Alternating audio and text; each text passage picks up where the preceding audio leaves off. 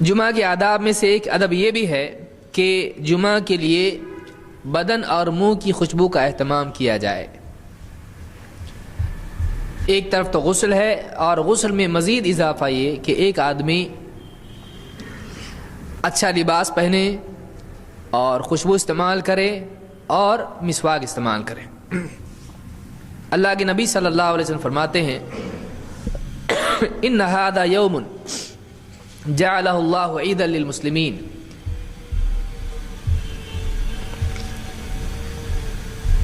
جزاکم اللہ خیر۔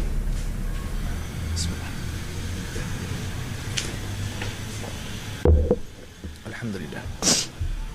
ان ھذا یوم جعلہ اللہ عیدا للمسلمین، یہ جو دن ہے اللہ تعالیٰ نے مسلمانوں کے لیے عید کا دن بنایا ہے،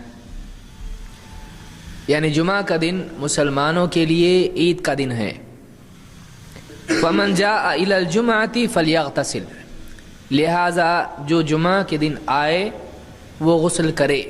اس سے یہ بھی معلوم ہوتا ہے کہ جمعہ کے دن کا غسل اور اس غسل کا حکم چاہے کوئی واجب مانتا ہو یا مستحب مانتا ہو، یہ اس انسان کے لیے ہے جو جمعہ کے لیے آئے۔ مان لیجیے اگر کوئی مریض ہے جو بستر پر پڑا ہے، یا خواتین ہیں جو جمعہ کی نماز کے لیے نہیں آتی ہیں، ان کے اوپر جمعہ واجب نہیں ہے، یا بچے ہیں مثلا، یا مسافر ہے، تو جن کے لیے جمعہ نہیں ہے ایسے لوگوں کے لیے جمعہ کا غسل بھی نہیں ہے، نہ اس کا وجوب ہے نہ اس کا استحباب ہے۔ اس لیے کہ حدیث کے الفاظ بتا رہے ہیں فمن جاء الی الجمعۃ فلیغتسل، جو جمعہ کے لیے آئے وہ غسل کرے، یعنی جمعہ کے لیے جانے والے کے لیے غسل کا حکم ہے۔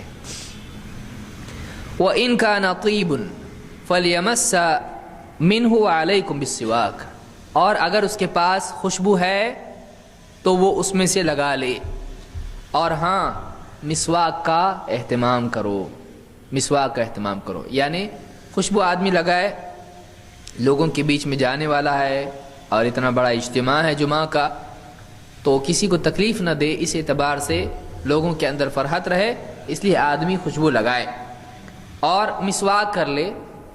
مسواک منہ کی پاکی ہے، تو اس اعتبار سے جمعہ کے دن یہ دو چیزیں کرنا چاہیے، غسل کے ساتھ ساتھ مسواک اور خوشبو لگانا چاہیے۔